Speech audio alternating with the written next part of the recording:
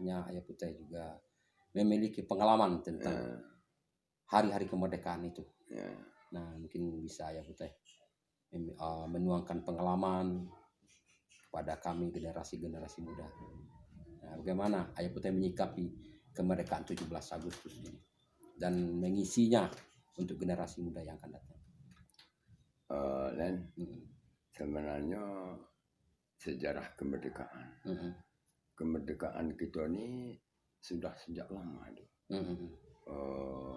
Berpikir masalah kemerdekaan. Sebab kita ini kalau dihitung tahun, itu lebih kurang 350 tahun. Bangsa Indonesia ini kan dijajah Belanda. Dijajah Belanda itu. Itu mulai awal dari tahun itu sudah ada pemberontakan. Sudah itu. Cuma pemberontakan itu artinya kelompok-kelompok. Kelompok-kelompok itu. Jadi ada kelompok Sumatera, ada kelompok Jawa, ada kelompok Kalimantan, ada yang Sumatera, ada yang Batak, ada yang Celebes. Jadi kemudian pahlawan-pahlawan seperti Diponegoro, Imam Bonjol, misalnya Tengku Umar, Sultan Hasanuddin, kan itu Robert Walter Mongonsidi, itu termasuk generasi baru itu, generasi Bung Karno itu kalau Robert Walter, demi yang lama-lama itu. Jadi dalam istilahnya perjuangan ini, bangsa Indonesia memberontak kelompok-kelompok, kan itu. Belum ada kesatuan. Nah, kemudian kalau tidak salah 1913 itu mulai ada pergerakan nasional. Baru mulai itu artinya tokoh-tokoh pemuda itu baru mulai mengadakan komunikasi dengan pemuda misalnya seluruh Indonesia. Kemudian setelah bisa bersatu demikian, itu hubungan terus. Di saat itu ke Jawa itu sangat lama waktunya.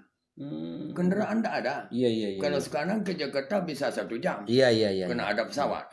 Kalau dulu dari Kerinci ke Bangkok aja 4 hari. 4 hari. Kalau sekarang 6 jam. 6 jam sampai. Nah, itu kena teknologinya. Itu termasuk salah satu hasil dari kemerdekaan. Hasil dari pejuang-pejuang kita. Cuma saya, kalau bagi Ayah Putih sangat sedih. Lupa dengan jasa-jasa mereka itu. Banyak sekali itu lupa jasa pahlawan. Kan itu. Hanya terpekur apa itu? Kalau ayah menilai terpekur itu bukan terpekur mengingat jasa pahlawan. Pejabat yang korup dia mikir mana lagi kita korup. Itu pandangan Ayah Putih itu. Apakah benar mereka mengingat jasa pahlawan? Kayak itu. Kalau benar mereka mengingat jasa pahlawan, mereka harus bekerja apa prinsip kemerdekaan dimaksud zaman dahulu. Untuk rakyat Indonesia atau untuk satu golongan.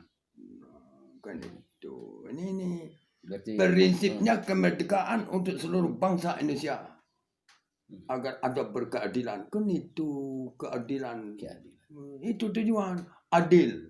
Adil bukan untuk orang pejabat saja. Masyarakat harus menikmati. Kan itu. Tapi kalau sekarang enggak. Lupa dengan tujuan para pahlawan.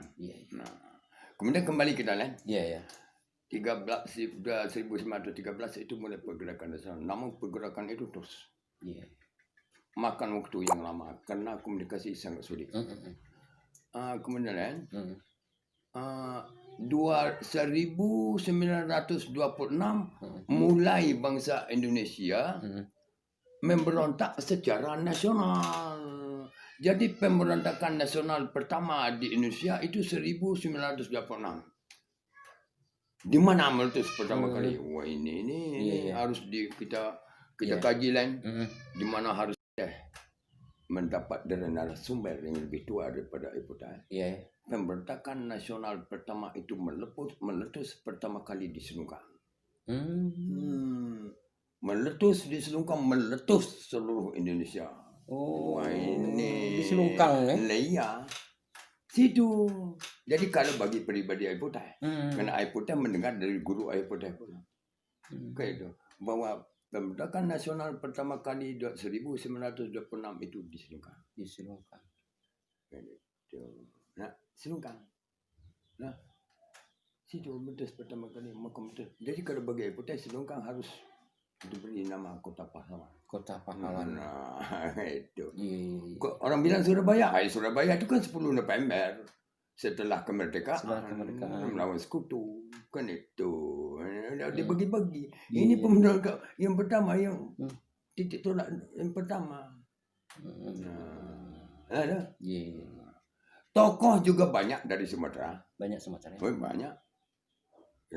Kemudian kembali kita pada Sumpah Pemuda. Jadi karena pemuda Indonesia berdasarkan pengalaman pemberontakan 1926 pemerintahan Belanda geger. Kemudian pemuda-pemuda Indonesia memilih macam mana ini geger Belanda ni. Marilah bersatulah kita. Maka di situ 1928 lahir Sumpah Pemuda. Bukan Sumpah Pemuda itu jatuh seperti jatuh di Oktober pagi. Itu melalui proses